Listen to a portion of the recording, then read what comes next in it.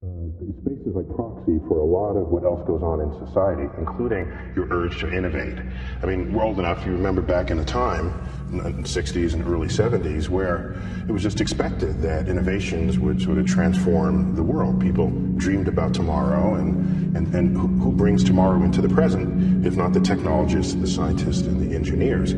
So that was coincident with the time when we had these great ambitions, in a rather turbulent decade, of course. The 1960s, the most turbulent since the Civil War, for sure, with the civil rights movement and the assassinations, a hot war, a cold war. And the one shining beacon in that period was the moon missions. And everything was possible. It was the World's Fair was in that decade. That was all about tomorrow. And so if you lose your space edge, my deep concern is that you lose everything else about society that enables you to compete economically.